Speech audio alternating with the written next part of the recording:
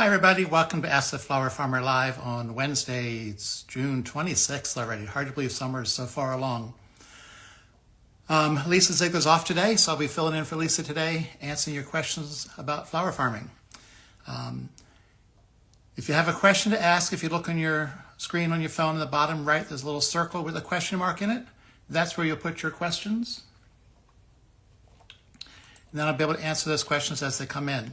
If you want to comment in the comment section, you know how putting the little sunflower emoji if you're one of our students, or if you just want to say hi or say where you're from. But please put all your questions in the little question bubble.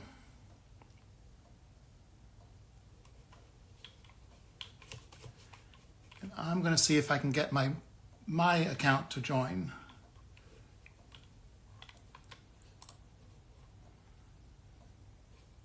Maybe not. I don't know. I can never figure that out, how to add my account so people that follow me can also see that I'm in this Instagram Live. I can never figure out how to add myself to it. But okay, so I see a couple questions already in the questions. I'll go ahead and answer those. Rumke Sahey wants to know, what's the best wildflower farm in the U.S.? That's a tough question because wildflowers are wild. You didn't plant them. If you're looking for just, to go see large expanses of flowers in the fields growing, some of your best places down south in Texas, southwest, but I have no idea where they are. If you're looking to know where's the best to buy the wildflower seeds, that's a whole nother story. Lisa Ziegler with the Gardeners Workshop sells a lot of different cut flower seeds that would work as a quote unquote wildflower, but don't really know of any wildflower farms that you can go visit.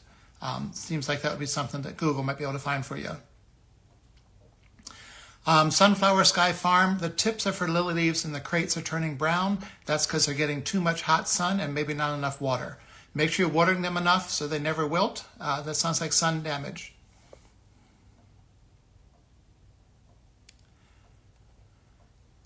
GB2 Kids wants to know it's a good resource for identifying edible flowers that can be part of floral bouquets. So she wants to put edible flowers in bouquets she sells.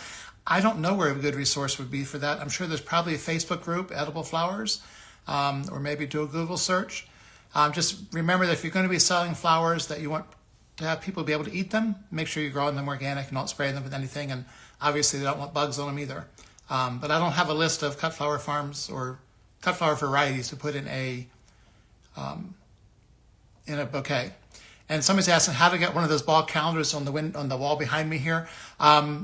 If you contact the ball office, they can probably send you one, or if you had any of the ASCFG meetings, you might be able to pick one up.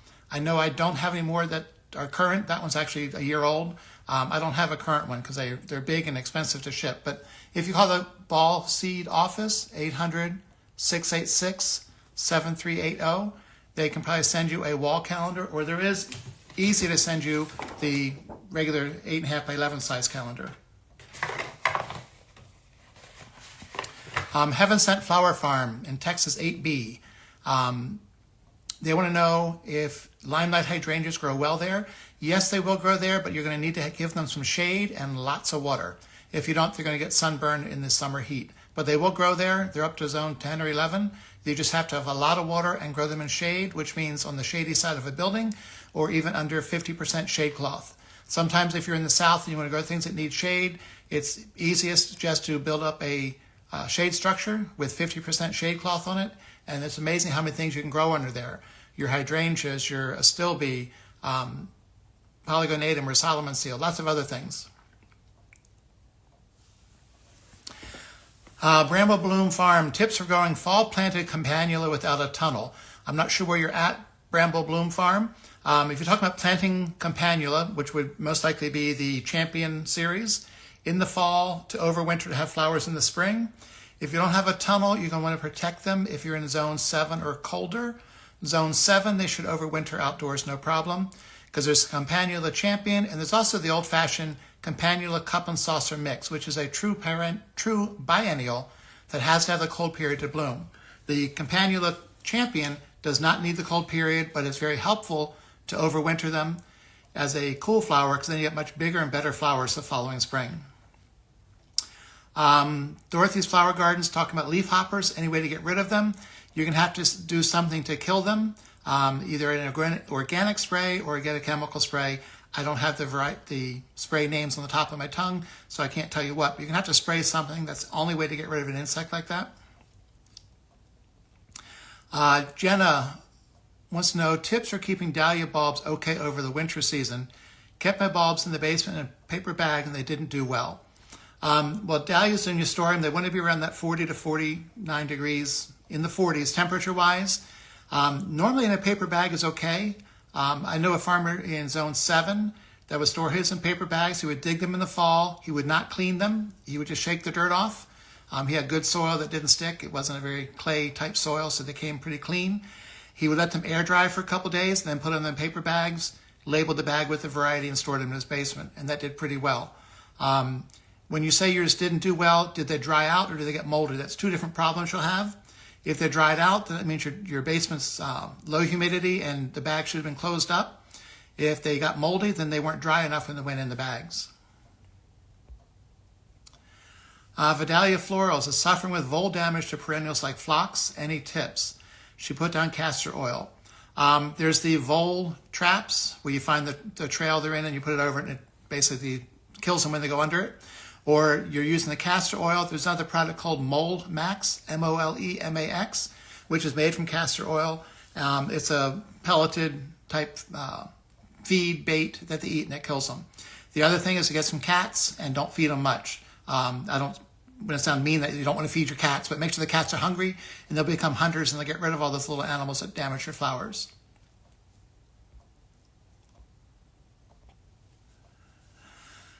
GZB Riska, what flowers should we start growing in July in the tropical areas? When you say tropical, I'm assuming you're like zone 9, 10, it's never winter there. You can grow snapdragons and sunflowers year-round. Stock, you probably couldn't grow now because it's too hot in the summer. You could grow those over the wintertime. Celosia, Gomphrena, they love the hot, long days of summer. You can grow those now. But those four things, sunflowers, zinnias, celosia, Gomphrena, all love the hot summer and should have no problem growing those throughout the summer.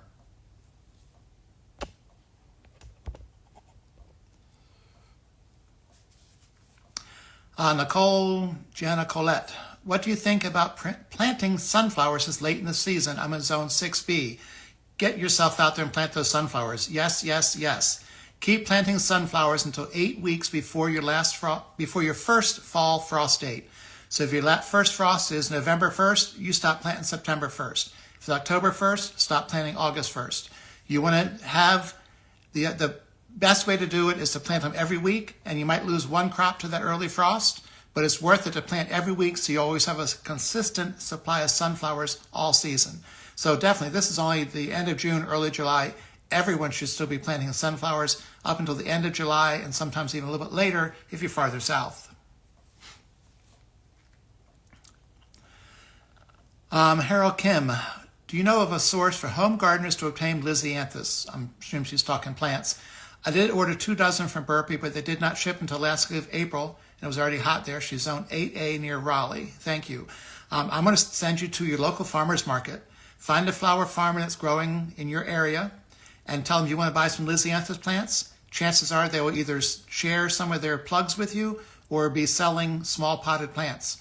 But at your farmer's market, find a cut flower farmer, tell them you want some Lisianthus plants, and if you're down in Raleigh, North Carolina, you should be planting them the last week of March. But yeah, just find a local flower farmer, and they're almost always willing to share some flowers with you because they're not worried that you won't come by flowers later because they know you won't pick your own usually. Melanie Mo 6. What is the ideal stage of harvest for a stilby and how long can I keep them in the cooler before selling to florists? You want to harvest them when they're about 2/3 open, and you can keep them in the store in the cooler a week to 2 weeks. It's important to make sure you hydrate them before they go in the cooler. So harvest them first thing in the morning, give them a couple of hours in the cool shade somewhere to hydrate, and then put them in the cooler, and they'll hold for a long time. Vidalia Florals, her lilies are budding up on thin stems in her hoop house. Do I pinch them off or cut and hope for a second? If they're just getting buds, they're going to get taller. I had somebody yesterday that had called the office at Ball, and they deadheaded all the Lisianthus, which would have basically ruined them. You don't want to deadhead them. You want to either let them bloom, harvest a nice tall stem, leaving a 1-inch stump that has only 1 or 2 pairs of leaves, and then you get a really nice second flush of flowers late in August and September up until frost. So never just pinch out just the upper flowers. Just let it bloom, cut the nice tall stem, leave a little short stump, and it'll grow back. But it's important to keep them watered. Plants can't grow a tall stem if they're dry and need water. And make sure they still have good fertilization. And Sloyer Melanie had the same question. Lysiantha's budding up 12 to 24 inches. Can they do anything to get longer stems? She's in zone 7A. Make sure they have enough water. And when Lysianthus gets the buds, they're still going to grow another 4 or 5 inches before they're actually ready to harvest. So don't give up yet. SM Flow, Smo Flow. Does Ball sell to small-scale home gardeners? No, we don't sell to home gardeners. We only sell to farmers or businesses that plant our product and then resell it later as either a cut flower, or a lot of our customers are garden centers that sell potted plants, annuals and perennials. So we don't sell to the home gardeners. You have to have a business where you're reselling. But like I mentioned earlier, check your local farmers market for flower farmers there. And they're usually, a lot of them already sell plants in the spring that are cut flower varieties, or ask them if they can share some with you. Melanie is asking here, can I or should I pinch Dusty Miller? She picked up some at the garden center to fill in some holes and they're a bit leggy. The Dusty Miller, when you're going as a cut stem, you want to plant them really close together, like every 5 or 6 inches. If they're wide apart, they can get bushy. If they're leggy, you could pinch them, they'll branch back out and grow some more. But leggy with a cut flower is actually good for a cut stem. So let them get taller, cut that stem, and then it should branch out and give you a second flush later on. And remember that Dusty Miller is a biennial. It's going to come back next year and be bigger and better in the spring. Will flower in July and August, and then it's finished. Ambushu, I can always never know how to say these screen names. How do you store dahlias over the winter? Oh, there's many ways to store dahlias as there is, I don't know, anything. Lots of ways. I know one grower that would store them in the big watermelon pallets that you can see at the grocery store full of watermelons. He would pack the dahlias in there with peat moss and then put them in his cooler at 38 degrees. I know another grower that would put them in paper bags for the winter. I know someone that divides them in the fall, wraps every individual tuber in saran wrap so they don't dehydrate, then puts them in the cold storage in her basement where it's 45 to 55 degrees. A lot of people in zones 6B and warmer are now just leaving them in the ground over the winter, mulching it really good, maybe putting a piece of clear plastic over that so it keeps it dry, which keeps them from rotting, and the sun also keeps a little bit warmer. You can overwinter them in the soil like that for a couple years, but then you eventually need to dig and divide them because they get too crowded. Some people dig them up and store them in the big plastic Tupperware type containers in their basement. The biggest thing, you're trying to keep them from dehydrating, so you don't want them to dry out. And that's where either the peat moss or putting them in a plastic container help comes in. And then the temperature, you want to keep them in the around 40 to 50 degrees over the winter to store them. But you've got to make sure they're clean when you put them away. And I don't mean clean with no dirt. I mean clean with no mold or mildew or disease on them. So most people will dig them, you leave them out in the sun or somewhere for a couple days to dry really good. Think of like a potato. When you first dig it, it's got a really thin skin that damages easy. They store them and let them dry for a few days before they actually go into storage, or they bag them, and the skin toughens up. You're trying to do the same thing with your dahlias, because dahlias are basically a tuber just like a potato.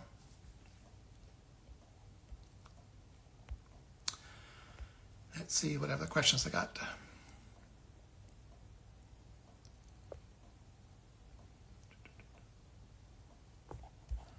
I don't see any other questions, right? No more questions. Let me double check. I'm planting sunflowers every week. My question was, do you think after planting straw flowers this late in the season? Okay, so Nicole, Jana Colette, is planting sunflowers every week, which is great. As you all probably heard, Lisa Ziegler bought a tractor one year, paid for the tractor by planting sunflowers every week consistently and selling them to her florist customers. So that's a real great thing to do, plant your sunflowers every week. Asking, is it too late to be planting straw flowers now? If you get them started like is in today or tomorrow, you'll probably be okay. They'll be blooming in mid-September. And straw flowers can take a light frost, so it's usually a hard freeze before they're finished. They don't grow much once we start to get in the cold weather in mid-October, but it takes a hard freeze to kill them rather than a frost. Adriana wants to know, what's the best method for propagating peonies, seeds or cuttings? They're actually done by divisions. They dig them up at an established plant and then cut them up in pieces, leaving 2 or 3 sprouts or eyes on every plant, sometimes as many as 5, and replant that root. You can do that anytime when the plant is dormant, so you can dig up your peonies in October through March, divide them, let the cuts dry for a few hours or a day so you don't have the fleshy surface showing, and then replant them right away. New varieties are produced or discovered from seeds, where breeders will take the 2 different varieties and cross-pollinate this plant to get seeds. Then they plant the seeds. It might be 5 or 6 years before they find a new variety, then another 5 or 6 years before it can make enough of that variety to sell them. So that's why there's not a lot of new peonies coming on the market, just because the time from trying to start a new variety to when it's actually available to sell is about 10 years. But there are so many great peony varieties, some that have been around for 100 years. Ones like Sarah Bernhardt, still one of the best varieties you can grow. So you can't do much better than that. So you don't necessarily want new varieties, you just want good varieties when you're growing cut flowers. But peonies are grown by division.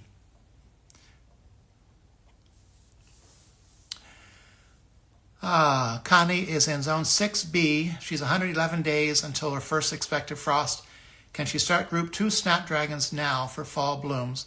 How do people do it to have fall snaps? Yes, definitely. Snapdragons are about 12 weeks after planting them out. 12 weeks is only 86 days or whatever that is. So yes, you can definitely start group 2 snapdragons, which are for fall or spring. So do group 2 snapdragons starting them anytime in late June to mid to late July. So you get the plant transplanted out by the last week of July, and you'll have flowers by the end, mid to late October, which is perfect. Or even late September, they'll be ready. So yeah, you still definitely have time to grow group 2 snapdragons if you get them started in the next week or so.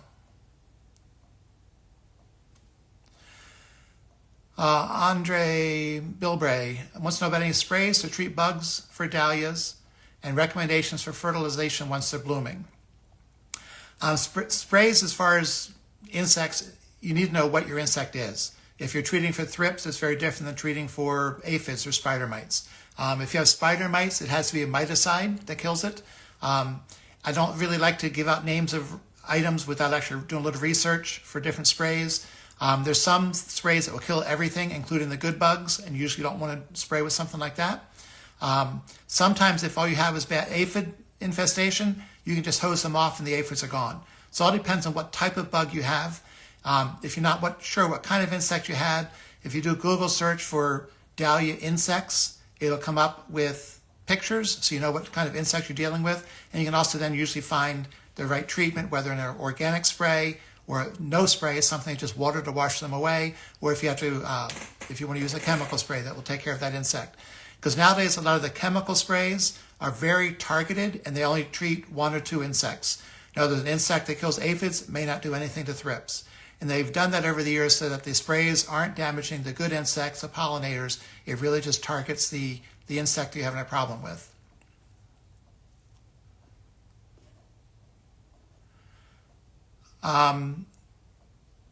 Slavic Sourdough wants to know, why are the stems from box store seeds way shorter than advertised on the package? I'm not sure what kind of crop you're growing. Are you talking zinnias, celotias? It could be that it's just the package is not labeled right. Sometimes they don't have I want to say the wrong person, but somebody who doesn't know the plants very well doing the ad copy on the package. They're trying to make a sale and sell those seeds and may not always have the correct information. But if they're short, it could be lack of water. I say that all the time. I sent an email out about a week ago reminding people in this hot weather, water your plants, sometimes every day, 24 hours a day, because without enough water, your plants are not going to grow. So that could be why they're not as tall as advertised in the package, because they're not getting enough water. Are they getting enough light? If it's a full sun plant, it needs to be in full sun. And also spacing makes a big difference. If you take a Benari's giant zinnia that's supposed to get 3.5 feet tall and plant just one of them, it's going to be short and bushy and round. If you plant them 8 to 10 inches apart, it's going to grow to be that 3.5 to 4 feet tall. But if it has a lot of room beside it to grow wide, sometimes plants grow wide before they grow tall. Skyflower or Sunflower Sky Farm. She has botrytis on her peonies this year. Dry climate in Colorado, on landscape fabric. She did mulch the holes to keep her invasive, keep out the grass. How can she prevent botrytis again next year? Well, those botrytis spores are in your landscape. They're in the land, they're in the soil, they're on the fabric now, they're everywhere. So what you want to do is next spring, well, first of all, this fall, clean everything up. Get all the old plants cut and removed off the farm or away from the peony patch. You can put them in a compost pile, but I never like to put diseased plants in a compost pile. They should go in the dumpster or the burn pile to get rid of that, because the spores are still there waiting to overwinter and come back next year and get your plants. But then next spring, the minute you see those peonies start to break the surface, you should be spraying with a fungicide every week to 10 days until the peonies have buds showing. And when I say spray the plant, I want you to spray the fabric and the grass and weeds or ground or whatever you have around the fabric, because those spores are there waiting for those peonies to come back next year so they can come and attack it. So you want to make sure that you start treating as soon as you see the plants come up in the spring, and then treat every week to 10 days, following the label and the fungicide until they have buds showing. And that should really help clear it up. You only need to spray the fabric and the surrounding area one time really good. You don't have to keep spraying that area, but the plants you want to spray every week to 10 days. Follow the instructions on the label of the fungicide. And most fungicides, you're only supposed to use that specific one for 2 or 3 times before you rotate to a different one.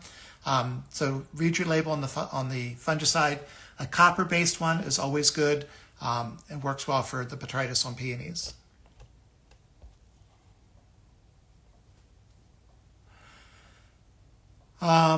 Fiona says, I remember you saying you had a friend in Texas who grows thousands of ranunculus. Can you share their pre-sprouting technique? I remember you said something about them not using any soil substrate. Yeah, what they do is they soak the ranunculus in water for 4 to 6 hours till they're puffed up. You'll see the difference. They just look bigger and puffy and plump versus the dried ones you get. Then they let them drip dry, or not drip dry, but let them get the water out of the bag. They're in mesh bags. They put them in the cooler, and in about 2 weeks at about 40 to 45 degrees, they have little sprouts, and then they plant them.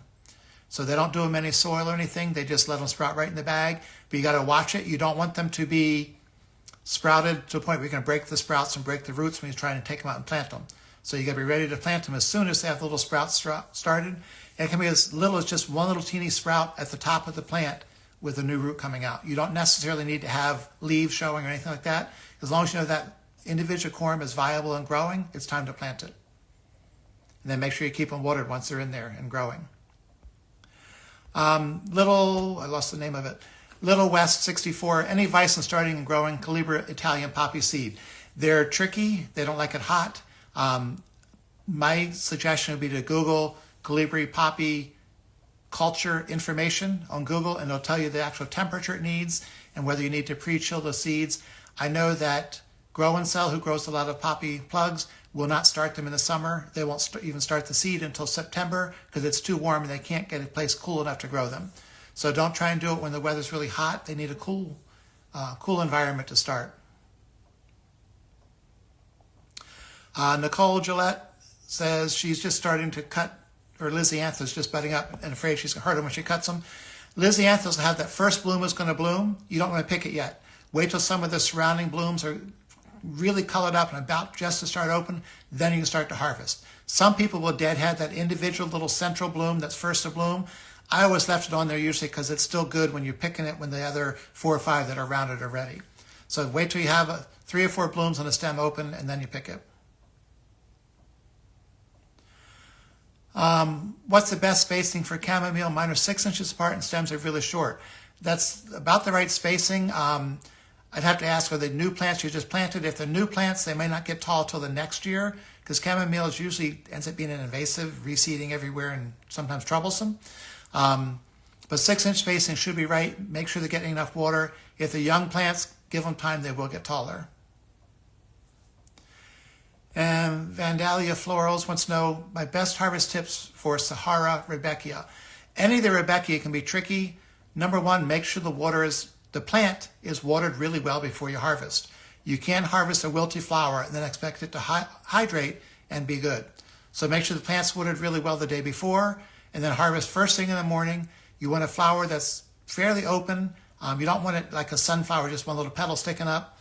You want to be fairly open to even all the way fully open, but make sure it's a fully open, freshly opened, not when it's been open for 3 or 4 days on the plant. And you can tell that by looking at the central cone on the Rudbeckia. That's going to be the seed pod. And if that is flat and low with like a little dimple in the middle, it's a fresh flower. If that looks cone-shaped and the dimple's gone, then you've got a flower that's been blooming on the plant for 3 or 4 days, maybe even longer, and that's not a good cut flower. Caffitz wants to know, she's in zone 7, is it too late to start celosia plume seeds indoors? You can still do the plume now. You can almost do this outdoors if you have some weed-free soil to do it in. If you start them indoors, they're ready to transplant out in about 3 weeks. But yes, you can still do those now. They'll be starting to bloom in September. About the only celosia I wouldn't plant now would be Kramer's Amazon, because that takes a long time to start blooming and you wouldn't make it in time. Smofo had white flies last year. I'm not sure what they were on. What's the best way to get rid of these? She's worried they'll come again. White flies, you're going to, sticky cards, the yellow sticky cards, the sticky tape works great to trap those because they get on there and then it catches them. I don't know if you're talking in a tunnel or greenhouse or out in the open field. White flies are usually not a problem outdoors. They usually just go away on their own by regular predators get them. But yeah, I would use the sticky cards if you're indoors. Is it too late to start straw flowers and status? I would do the straw flowers, yes. It's a little late for status. And status does not like a hot start, and it's really hot out now. When harvesting lemon verbena for floral bouquets, could you give tips on long vase life? Like I said earlier, the best tip is water that plant before you harvest. So water really good the day before. Harvest first thing in the morning. Make sure you're harvesting stems that are older, and you should be fine. What I like to do on plants like that is sometimes you get a few stems that wilt, something like the lemon verbena or the mahogany splendor hibiscus. Harvest it, put it in the shade to let it hydrate for a couple hours, then put it in the cooler, and then the next morning pull out any stems that went bad. And if they've survived that first overnight in the cooler, they should last in the vase, no problem. Cecile Flower Farm wants to know what can I direct sow now for fall bloom. Sunflowers, zinnias, cosmos. You wouldn't direct snapdragons, but you can still do snapdragons. You wouldn't direct sow stock, but you can plant stock, start it in early August for fall blooms.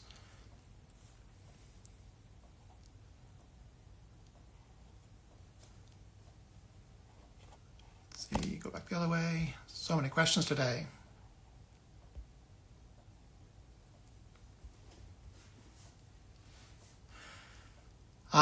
Find us faithful. Looks like her straw flowers droop even when I place them right into water, then in the cooler. She's cutting them first thing in the morning. Again, make sure the plant's really well watered the night before. If you're still having them droop after you harvest them, wrap them in paper, put them in the shade for a couple hours to hydrate, and then put them in the cooler. And having that paper holding the flower stems upright while it's hydrating can really make a difference.